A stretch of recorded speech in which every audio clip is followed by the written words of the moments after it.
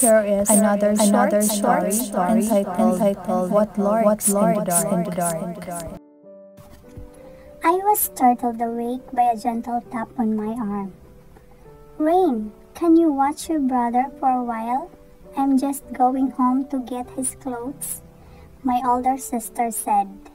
I simply nodded. I watched her leave, following her with my gaze until she disappeared from my sight. I then turned my attention to my younger brother, Kerben, peacefully sleeping in his hospital bed. He was 7 years old, but looked much younger due to his frail, sickly body. It was not surprising that he had grown up all skin and bones, given his constant illnesses. I glanced at the clock setting quietly across the room.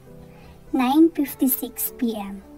Hopefully, we'll be able to leave the hospital tomorrow. Suddenly, Kevin stirred and sat up. "Don't get up, Ben. Go back to sleep." I couldn't finish my sentence as he slowly lowered his feet to the cold floor of the room. "I said don't get up," I said, reaching for his shoulder, but then he looked at me, smiling. That smile sent chills down my spine. "Ate Rain, let's play," I bruised. I couldn't understand why he suddenly wanted to play in the middle of the night. Without another word, Kervin dashed toward the dimly lit hallway. The lights were old and flickering, casting eerie shadows on the walls. "Kervin, come back here!" I shouted, opening the door and chasing after him. He hadn't gone far when he made a sharp turn down another hallway. My heart sank. That hallway leads to the hospital morgue. When I reached the corridor, I saw him standing still, facing the open door of the morgue. "Ate, let's play here," he said, pointing inside. I tiptoed towards him, hoping he wouldn't take off running again. "Don't you dare!" I stopped mid-sentence, stunned as Kervin vanished before my eyes. A black hand had grabbed him, pulling him into the morgue. "Kervin!" I screamed as I rushed inside. The room was filled with cold steel and unmistakable stench of decaying bodies. Rows of lifeless forms lay covered in the white sheets, the rotting flesh adding to the unbearable stench. I forced myself to ignore the nausea rising in my throat as I searched frantically for my brother. But after several minutes, there was no sign of him, not even a shadow. Maybe he's just hiding, I thought to myself, trying to calm the growing dread in my chest. He's playing a trick on me, like he always does.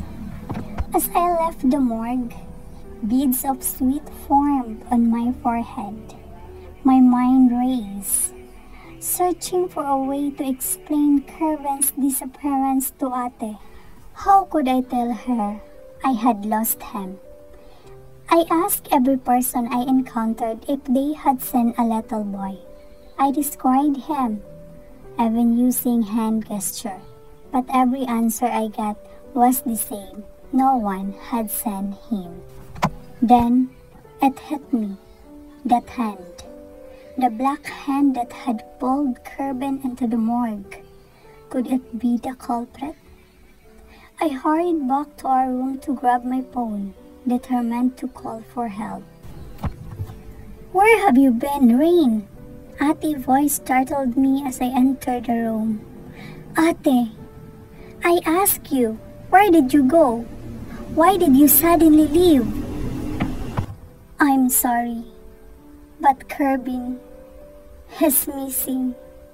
He was sleeping, and then he suddenly got up and ran out. I tried to catch him, but I could not. He's gone."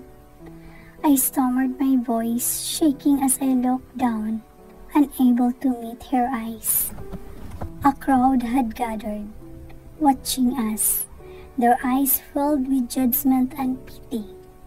The shame was overwhelming. "What are you talking about?" Ate sighed, her face softening but her voice remained firm. "Kerben never woke up. He's been here the whole time. I was surprised to find him alone when I returned.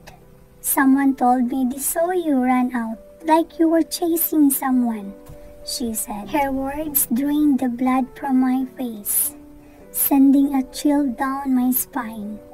I slowly turned toward Kerben's bed, my heart pounding in my ears.